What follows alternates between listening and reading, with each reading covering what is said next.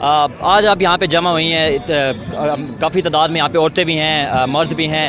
پاکستان فوج کے حق میں یہاں پہ نعرے بازی ہو رہی ہے. ایاز صادق جو سابق اسپیکر قومی اسمبلی اور مرکزی رہنما مسلم لیگ نون کے، ان کے خلاف یہاں پہ نعرے بازی ہو رہی ہے. تو کیا کہیں گے سارے اس پروگرام کے حوالے سے؟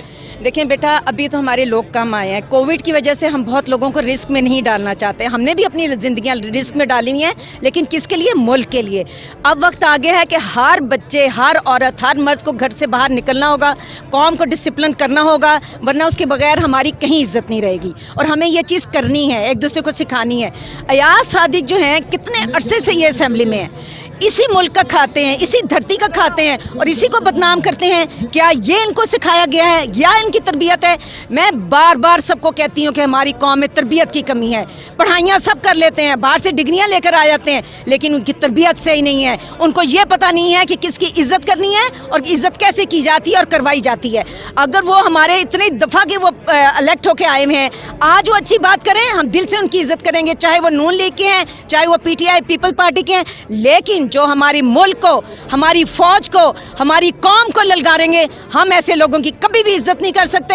ہم کبھی بھی ان کو رسپیکٹ نہیں دے سکتے. ہم کبھی بھی ان کی شکلیں اسمبلی میں نہیں دیکھ سکتے. اور یہ ہماری پرزور اپیل ہے پوری ہماری ویمن ونگ کی طرف سے کہ ان کی رکنیت کینسل کی جائے. اور جتنے ان کے پر کیسز بنائے ہیں، عام شہریوں نے بھی بنائے ہیں، پوری قوم دکھی ہے، ان کو سامنا کرنا چاہیے اور ان کو ان کی سزا ملنی چاہیے. جب تک آپ سزا اور جزا قائم نہیں کریں گے، کبھی بھی کوئی بھی چیز سے کوئی آرگنائزیشن، کوئی ملک، کوئی قوم ترقی نہیں کر سکتی. اچھا، اس آپ کے نزدیک یہ جو ایاز صادق نے بیان دیا ابھی نندن سے متعلق، اب تو وہ اس کے اوپر وضاحتیں بھی دے رہے ہیں کہ وہ فوج کے حوالے سے نہیں تھا، لیکن بھارت میں اگر دیکھا جائے تو وہاں پہ بھارتی میڈیا پہ بھی اس کے کافی شادیانے ہو رہے ہیں اس بیان کو لے کے. تو اس حوالے سے کیا کہیں گے جو بھارتی اس کے حوالے سے پروپیگنڈا کر رہے ہیں ابھی نندن کو لے کے اور ایاز صادق کے بیان کو لے کے؟ دیکھیں، یہ ان کا وتیرہ ہے، یہ ان کا وتیرہ ہے. ہم 100% شیور ہیں. دیکھیں کہ یہ لوگ انڈیا سے ملے ہوئے تھے، یہ ان کی حکومت ہی انڈیا کے سر پہ چل رہی تھی، تبھی تو وہ بھاگ کے باہر چلے جاتے ہیں. اب وہ اگر نواز شریف اتنے قوم کے ہمدرد ہیں، آئیں مقدمات کا سامنا کریں. پوری قوم کی آنکھوں میں دھول جھونک کے، جھوٹ بول کے وہ باہر بھاگ گئے. ہمارے پرائم منسٹر نے انسانیت کی بیس پہ ان کو ریلیف دیا، ان کو باہر بھیجا. اتنے مہینوں سے باہر بیٹھے ہوئے ہیں، اگر وہ صحت مند ہو گئے ہیں تو آئیں، اپنی قوم، اپنے لوگوں، اگر لیڈر اپنے آپ کو کہتے ہیں، بیچ میں آ کے بیٹھیں اور اپنی چیزوں کی وضاحت پیش کریں. یہ ہمیشہ سے ایسے کرتے رہے ہیں. ایجنسیاں، باہر کی بکس، کیا کچھ ان پہ نہیں لکھا جا سکا. لیکن ہم ایسی قوم ہے جس کا مجھے افسوس ہوتا ہے کہ ہمیں کسی چیز کا اثر ہی نہیں ہوتا. ہماری عدالتیں کوئی نوٹس ہی نہیں لیتی، ہمارے ادارے کچھ کسی ایسے لوگوں کو پکڑتے ہی نہیں ہیں، نہ سزائیں دیتے ہیں. پوری دنیا آزاد ہے اور جو ان کا دل کرتا ہے وہ بولتے ہیں. آپ نے نواز شریف کے حوالے سے بات کی. نواز شریف کہہ رہے ہیں کہ میں علاج کرواؤں گا، اس کے بعد پاکستان آؤں گا، لیکن وہ وہاں پہ بیٹھ کے کہہ رہے ہیں کہ میں عوام کی جنگ لڑ رہا ہوں. تو اس حوالے سے کیا کہیں گی؟ وہ بھی یہاں پہ ایک نیریٹو یہاں پہ بلڈ اپ ہو رہا ہے کہ وہ بھی اگینسٹ اسٹیبلشمنٹ ہیں، آرمی کے خلاف بیان دے رہے ہیں. تو اس حوالے سے کیا کہیں گے؟ میری بات سنیں، دیکھیں ہم آرمی کے خلاف کیوں ہوں گے؟ ہماری آرمی اپنی جانیں دیکھے، کتنی ڈیتھس ہو چکی ہیں، کتنے شہداء ہیں، کتنی ان کی تعداد بڑھ گئی ہے. وہ ہماری قوم کو سنبھال رہے ہیں نا، حفاظت کر رہے ہیں نا. کتنے ہمارے دشمن ہیں، وہ ایک محاذ پہ لڑ رہے ہیں. تو آپ اس آرمی کو بدنام کرنے کی کوشش کر رہے ہیں. تو آپ کو جو ہے، آپ آئیں، ملک میں تشریف آئیں. باہر سے بیٹھ کے کون سا لیڈر پوری دنیا کا جو باہر سے بیٹھ کے اپنی قوم پہ حکمرانی کرتا ہے؟ مجھے ایک ہی مثال دے دیں. یہ ہماری انوکھی قوم ہے جس کو سمجھ نہیں آتی ہے. نون لیگ کے جو ان کے ووٹر ہیں، سپورٹر ہیں، ان کو سمجھ نہیں آتی ہے. حکومتیں ایسے نہیں کی جاتی، لیڈر ایسے نہیں بنتے ہیں. ان کو قوم کے بیچ میں بیٹھنا ہوتا ہے. جیلیں اگر کر نہیں پائیں وہ بھگتنی پڑتی ہیں.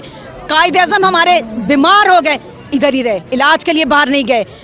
عمران خان گرے، بری حالت تھی، ان کو باہر بھی جانا چاہیے تھا، نہیں گئے. قوم کے بیچ میں بیٹھ کے، شوکت خان نے بیچ میں بیٹھ کے انہوں نے اپنا علاج کرایا. لیڈر یہ ہوتے ہیں، لیڈر ان کے نہیں ہوتے ذرا سی بات ہو تو باہر بھاگ جائیں، ذرا سی بات ہو سعودی عرب بیٹھ جائیں جا کے، اب انڈیا میں جا کے اب آگے پولیٹیکل اسائلم لے لیں گے. یہ لیڈر ہوتے ہیں. ان کو میں لیڈر بالکل بھی نہیں مانتی. ان کو سمجھنا چاہیے کتنے دن رہ گئے ہیں ان کی زندگی کے. کیا اپنے مولا کو جا کے منہ دکھائیں گے؟ کتنے لوگوں کو دھوکہ دیں گے؟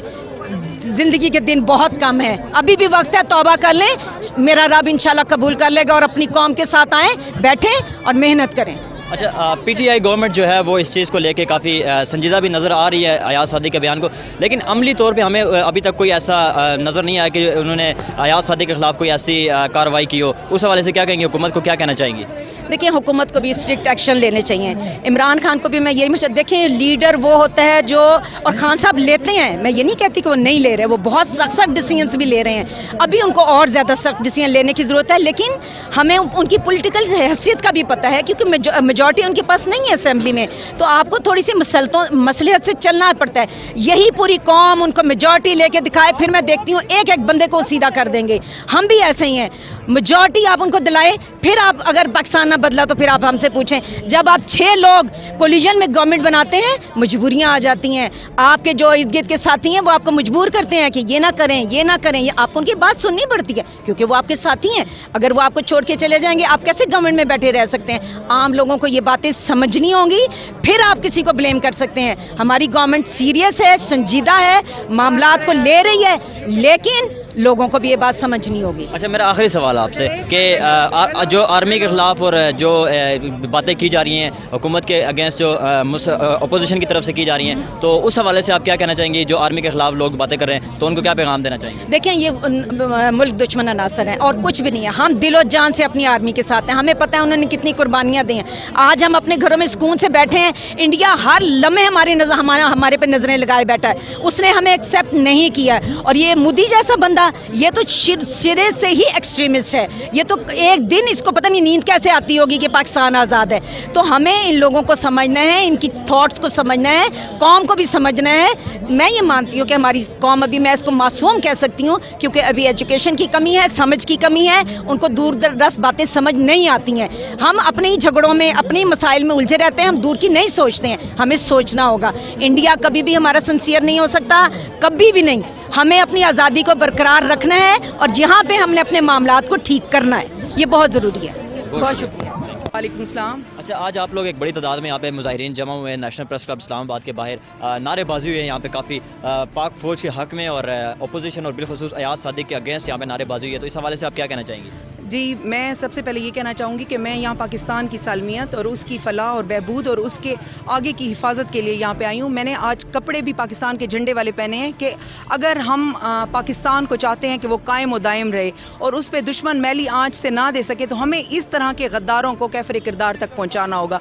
ये अयाज सादिक ने जो बयानिया अपनाया है और ये नून लीग का बयानिया है, इससे हमारा मुल्क कमज़ोर होगा, इससे हमारे मुल्क में पे खुदा न खास्ता दुश्मन हमला आवर हो सकते हैं अगर इसी बयानिया को हवा दी गई। तो अगर आज हम अपने मुल्क और अपनी आर्मी और के साथ खड़े होंगे तो कल हमारे बच्चे इस मुल्क में महफूज होंगे।